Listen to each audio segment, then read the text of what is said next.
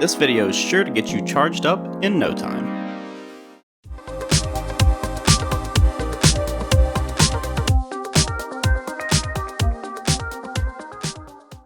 Hey everyone, SeanXTech here, and as the title of this video might suggest, today we're talking about the iPhone XS.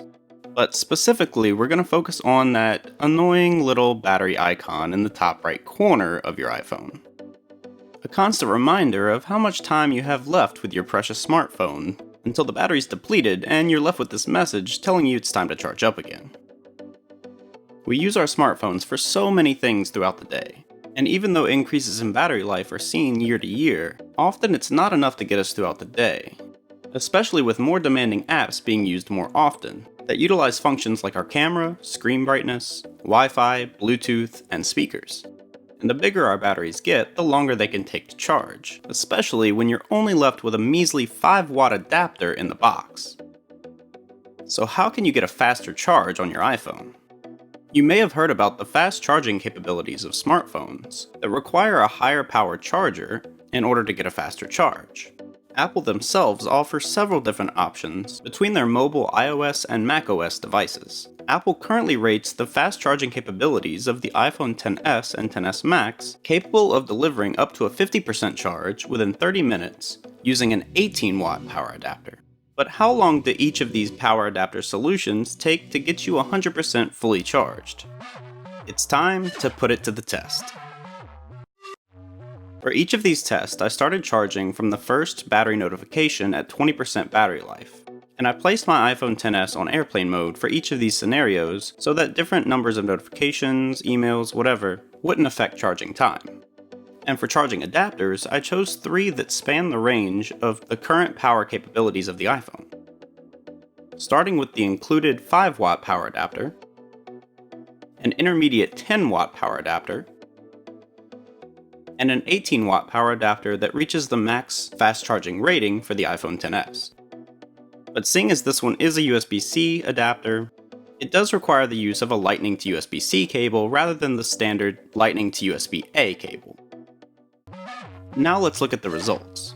Starting with the included 5-watt charging adapter, we can see a spread of data points here that maxes out at 162 minutes charging time from 20% to 100% battery life. So this represents the standard charging time anyone would be able to expect right out of the box for the iPhone XS. Now if we step it up to the 10-watt charging adapter, we can see that the data onset is earlier than the 5-watt, maxing out at 130 minutes, and already shaving off over half an hour of charging time, getting us to 50% battery within 20 minutes, which took about 45 minutes for the 5-watt power adapter.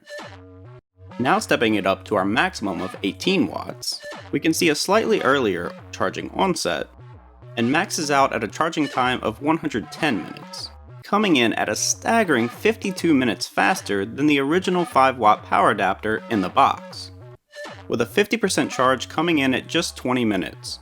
So for many, the 18-watt power adapter might actually be a suitable upgrade to save nearly an hour of charging time compared to the standard 5-watt adapter. But this got me wondering, with the new USB-C port on the iPad Pro and the ability to plug in peripherals to the iPad itself, this actually allows you to charge your iPhone. So how fast would the iPad Pro charge the iPhone versus these other power adapters?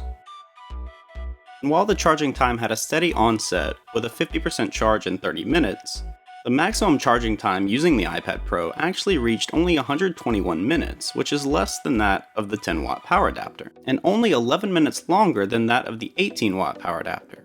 So looking at all of these graphs together, we can see that the iPad Pro actually fits in between the 10-watt and 18-watt power adapter in terms of overall charging time. But as expected, the 18-watt power adapter is still the clear winner here. But if we look at all of this data on the same graph, you may be able to notice something quite interesting.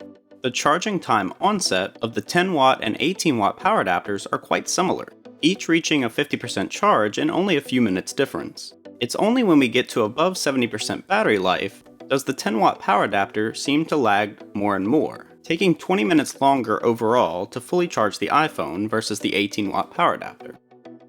So to summarize the results, here are the max charging times for each of the power solutions for the iPhone XS. All in all, based off of this data, upgrading your power adapter from the standard 5-watt power can save you at least 30 minutes of charging time overall.